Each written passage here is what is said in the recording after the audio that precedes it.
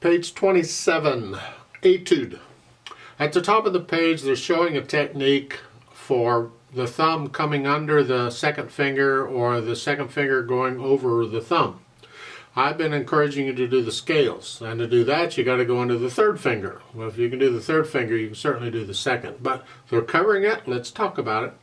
At the example they have up at the top, in the right hand you're here, and they're going up, just a black note is here, and then the thumb is going to play the next white note here, and they're just going to do two. Well, the idea is leave your hand where it is as best you can, and if you'll relax, the thumb will move. Just bring it under a little bit, and after you play it, then your hand moves, and then unless you're going to go back down, your hand stays there, and you just, once your thumb is down, you can actually move the hand quite a ways if you'll just relax. Just relax. And then here,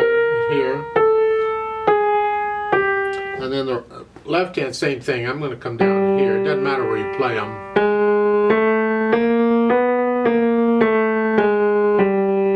But if you can do the third finger thing that needs in the scale, this is pretty simple. However, this is used in this piece. Now let's talk about this fingering. 3/4 time, 3 sharps. We're in the key of A major. You should be able to then go ahead and do the A major scale, 1 octave up and down. I have a scale video on it. Just do what I tell you to do in the scale. The beginner part, just learn the scale. Right hand, you got here, you're in this position. And I want you to come over here, and then now we've changed hand positions. You see, sometimes you'll change hand positions and sometimes you won't, because we could come here and stay there. But depending on what happens next. So now we're going to go ahead and change hand positions here. And then at the end of the line we come back. There is no reason to go through all of that except to let you practice the thumb going on the second finger doing their dance. That's the only reason. Otherwise, on the second measure, I would just stay there. I would just come out here. I can do that. Alright, but this fingering is fine. There's nothing wrong with it. So I go ahead and use the fingering in the book. Second line. Now you're going to come over here, except now you're going to play 2 notes, a 2 and a 4. And that happens a lot. Here. Sometimes you will do a 2 and a 3, but go ahead and do 2 and a 4. Try and get the notes down at the same time. I don't, but maybe you can. And then lift up, you got to come back up. Third line. Like the first, last line, then 4. We got 2 E's in a row. Repeated notes. We're using a change in fingering here to change hand position. We take advantage of that on repeated notes. So and then 4, that way we changed hand positions. And then a thumb under that, we changed hand positions again. Don't forget the G sharps in the key signature. Left hand's got the chords. You have the 1 chord, and then an A and a D, and then a C. Second line. Second measure, second line, that's a G sharp, just come down. And then they want 5 on A again. You can do a 4-2-1 if you want, because you just did this, you can do a 4. Or 5, 5th, whatever. Last line, you're here, then come down to the F sharp, A sharp, and then 2-4. Put the hands together.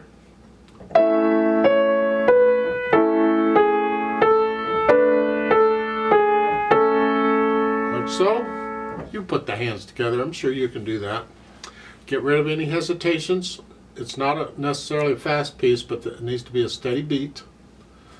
Then we can, as far as articulation goes, they don't really give you any, so I suggest you phrase it. And in this piece, each line turns out to be a phrase. So you just connect everything, then lift up. It's like taking a breath. Just lift up a little bit.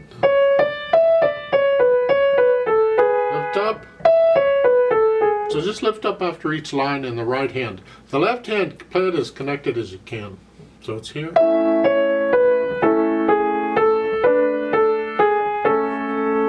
You can go ahead and lift both hands up. Let's keep it simple.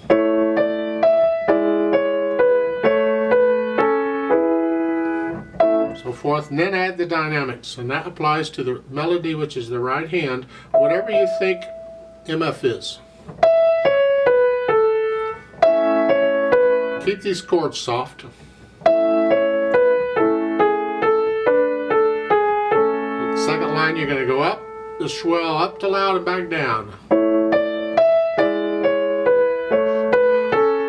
Up to loud there, back down to moderately loud. Third line. Go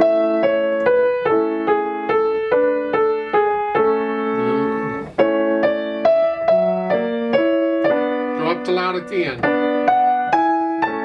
Like so. Yeah. Get to know it well enough you can feel the dynamics. I mean, that's giving you an idea. All they're telling you to do really is how to interpret the piece. But feel the dynamics. I said earlier they didn't give you any articulation. Actually, they did. I missed it. Silly me. At the beginning there, after the MF, there's a legato. That tells you to play it connected. And I've already told you, go ahead and play it connected, but shape it according to the phrases. So connect each line and lift up between each line like taking a breath.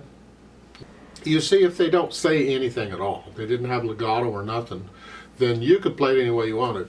You could play them staccato if you wanted to.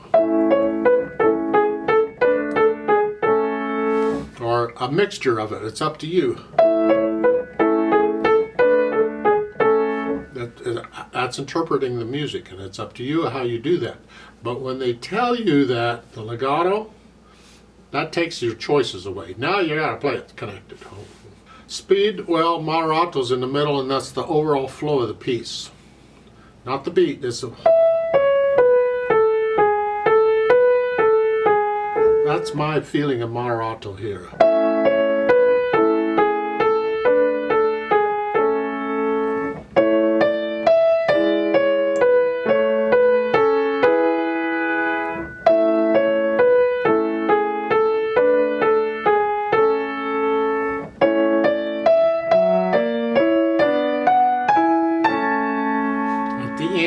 That's loud. This is moderately soft. When you hear that, I like to play it with you very slowly to double check the notes and the rhythms. Not going to do any dynamics. So I'll give us 3 counts and let's just try it slowly together. 1, ready, go.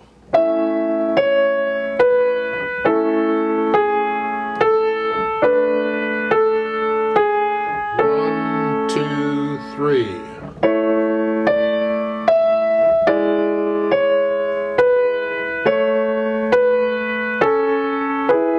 2, 3.